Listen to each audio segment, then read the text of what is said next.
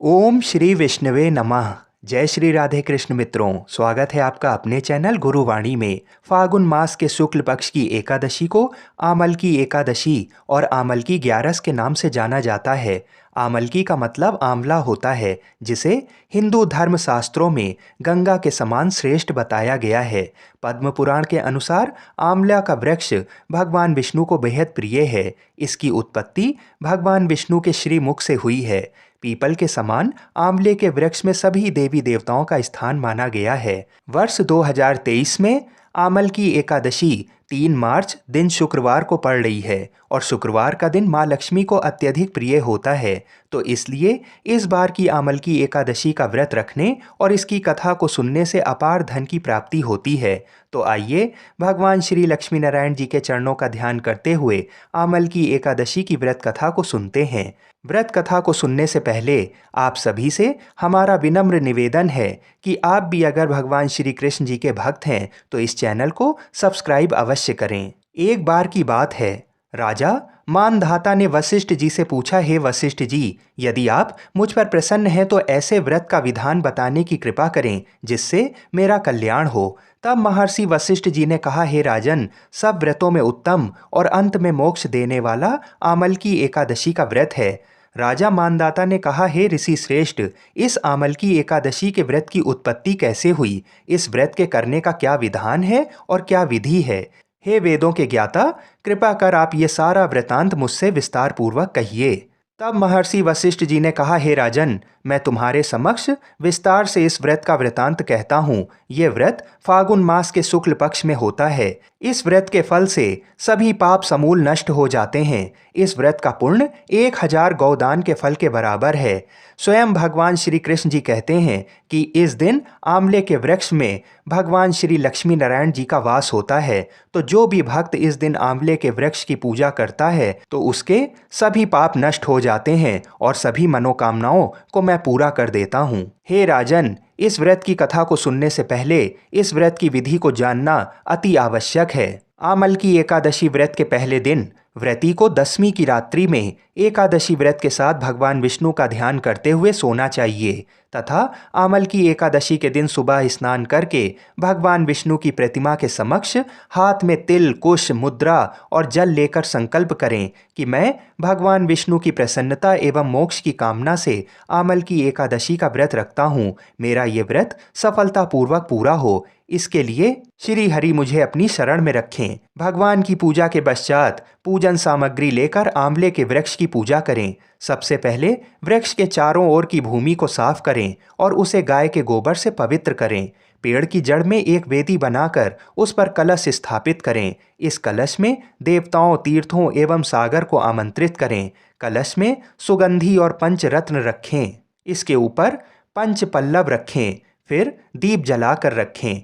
कलश पर श्रीखंड चंदन का लेप करें और वस्त्र पहनाएं। अंत में कलश के ऊपर श्री विष्णु के छठे अवतार परशुराम जी की मूर्ति को स्थापित करें और विधिवत रूप से परशुराम जी की पूजा करें। इसके बाद महर्षि वशिष्ठ जी बोले, राजन, अब मैं तुमको प्राचीन कथा को सुनाता हूँ।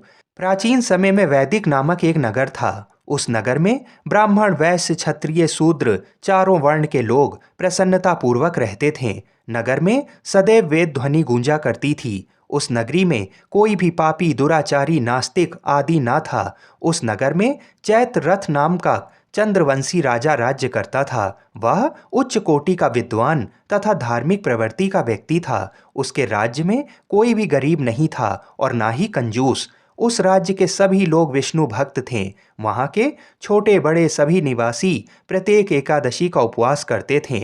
एक बार फागुन माह के शुक्ल पक्ष की आमलकी नामक एकादशी आई। उस दिन राजा और प्रत्येक प्रजाजन, वृद्ध से बालक तक ने आनंद पूर्वक उस एकादशी को उपवास किया।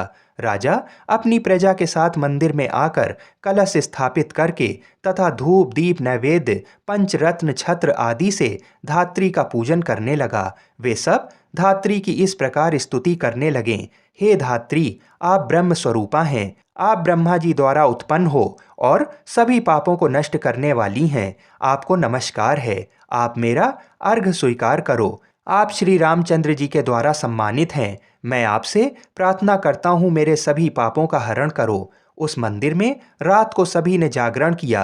रात के समय उस जगह एक बहेलिया आया। वह महापापी तथा दुराचारी था। अपने कुटुंब का पालन व जीव हिंसा करके करता था। वह भूख प्यास से अत्यंत व्याकुल था। कुछ भोजन पाने की इच्छा से वह मंदिर के एक कोने में बैठ गया। उस जगह बैठकर वह भगवान विष्णु की कथा तथा एकादशी महात्म्य को सुनने लगा। इस प्रकार उस बहेलिये ने सारी रात अन्य लोगों के साथ जागरण कर व्यतीत की। प्रातःकाल सभी लोग अपने अपने निवास पर चले गए। इसी प्रकार वह बहेलिया भी अपने घर को चला गया और वहां जाकर भोजन किया।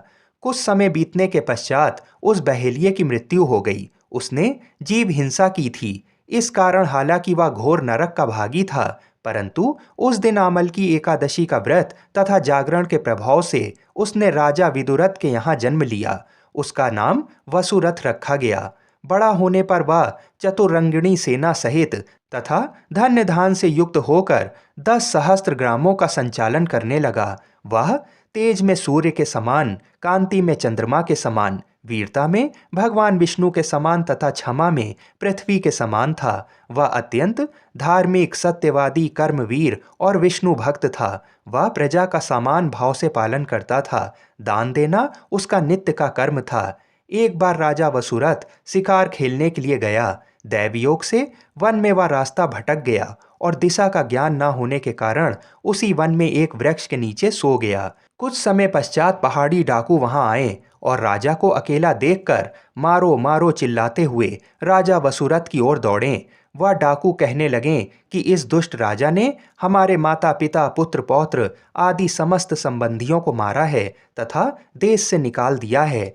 अब हम इसे मारकर अपने अपमान का बदला लेंगे। इतना कह के डाकू राजा को मारने लगे और उस पर अस्त्र शस्त्र का प्रहार करने लगे। उन डाकुओं के अस्त्र शस्त्र राजा के शरीर पर लगते ही नष्ट हो जाते हैं और राजा को पुष्पों के समान प्रतीत होते हैं। कुछ देर बाद प्रभु इच्छा से उन डाकुओं के अस्त्र शस्त्र उन्हीं पर प्रहार करने लगे, जिससे वे सभी मूर्छित हो गए। उसी समय राजा के शरीर से एक दिव्य देवी प्रकट हुई। वह देवी अत्यंत सुंदर थीं तथा सुंदर वस्त्रों तथा आभूषणों से अलंकृत थीं। उसकी भ्रकुटी टेढ़ी थी। उसकी आंखों से क्रोध की भीषण लपटें निकल रही थीं। उस समय वह काल के समान प्रतीत हो रही थीं। उसने देखते ही देखते उन सभी डाकुओं का समूल नाश कर दिया।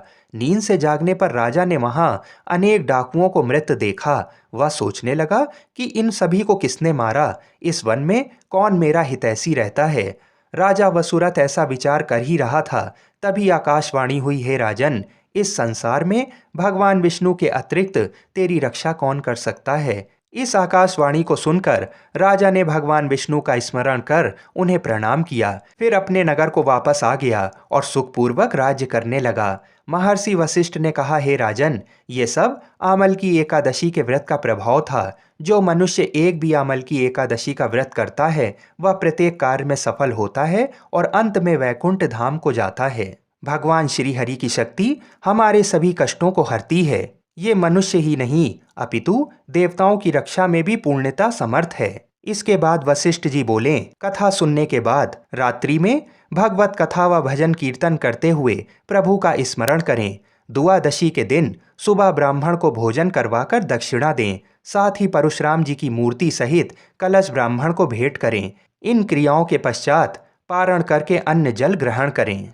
पद्म पुराण के अनुसार आमल की एकादशी व्रत करने से तीर्थ स्थानों जितना पुण्य फल मिलता है, सभी यज्ञों के बराबर फल देने वाले इस आमल की एकादशी व्रत को करने से व्यक्ति मोक्ष को प्राप्त करता है। एकादशी के अगले दिन यानी दुआदशी के दिन आंवला अवश्य खाएं और आंवले का जितना अधिक हो सके उतना दान करें। आमल की एकादशी के दिन भगवान विष्णु और भगवान शिव को गुलाल चढ़ाने से हमारे जीवन से आर्थिक समस्याएं दूर हो जाती हैं।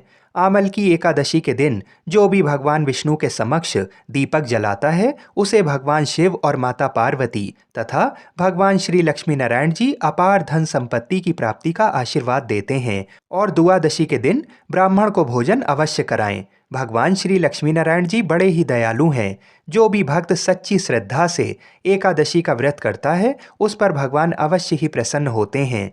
हम ऐसी मंगल कामना करते हैं कि भगवान श्री लक्ष्मी नारायण जी हम सभी की मनोकामनाओं को पूर्ण करें और अपना आशीर्वाद सदा सर्वदा हम पर और हमारे परिवार पर बनाए रखें। बोलिए श्री लक्ष्मी नारायण भगवान की जय। जय जय श्री राधे।